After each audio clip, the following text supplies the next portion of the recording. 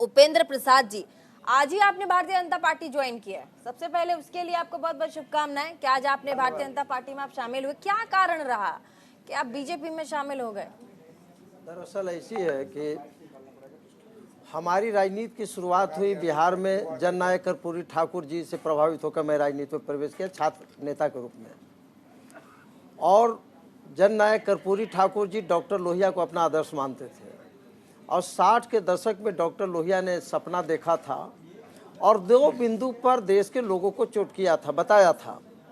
उस समय के कांग्रेस में जो भ्रष्टाचार थी और परिवारवाद था, उसके खिलाफ जनसंघ के साथ लेकर डॉक्टर लोहिया का आंदोलन चल रहा था और कर्पूरी ठाकुर जीवन पर्यंत इस चीज़ को उन्होंने निभाने का काम किया।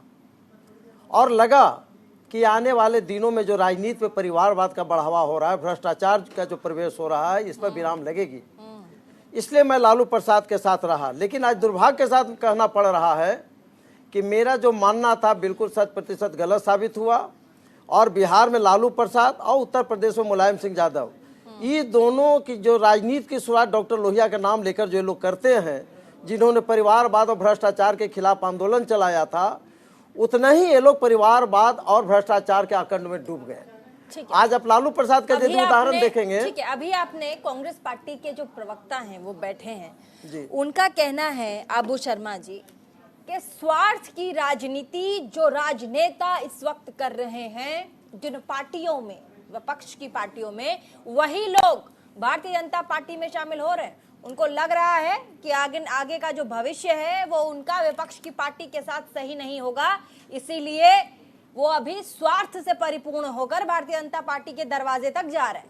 देखिए, एक चीज मैं कह दूं, अबू शर्मा जी को मैं धन्यवाद देता हूं और इनके नेता राहुल जी को, कि जो कांग्रेस जो पार्टी बनी थी देश को आज़ाद करने के लिए बनी थी।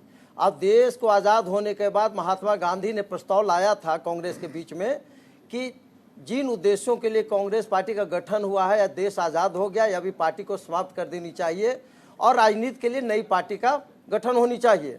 लेकिन उस समय के कांग्रेसियों लोगों ने नहीं माना। लेकिन आज जाकर राहुल गांधी जी ने लग रहा है कि महात्मा गांधी जी के बातों को अमल कर रहे हैं और अपने समय में ही कांग्रेस पार्टी को बिहार से समाप्त करने, देश से समाप्त करने वाले हैं।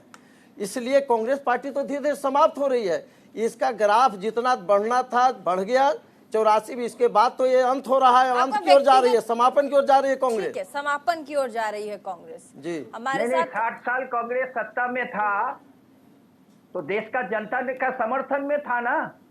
क्या बात कर रहे हैं आप? बुजुर्ग आदमी हैं, क्या बात कर रहे हैं? तो मैं तो कह ही रहा हूँ, जनता को अपमान कर रहे हैं आप। तो देश का उस वोटर को अपमान कर रहे हैं जो कांग्रेस को एक के बाद एक चुनाव को जिताया। क्या बुजुर्ग आदमी होके आज देश का जनता आज क्यों नहीं, आज देश की जनता क्यों ठेंगा दिखला रही है कांग्रेस को? और देश की जनता छोड़िए, जो कांग्रेस का कल तक जो गुणगान करे तो वही पार्टी छोड़ रहे हैं आप तो कांग्रेस को। अब पता नहीं आप कब तक कांग्रेस में रहेंगे। हो सकता है आप भी गौरव जी के रास्ते पर आने वाले दिनों में चलेंगे। संजय द्विवेदी आदमी है, थोड़ा शर्म करो। शिवसेना से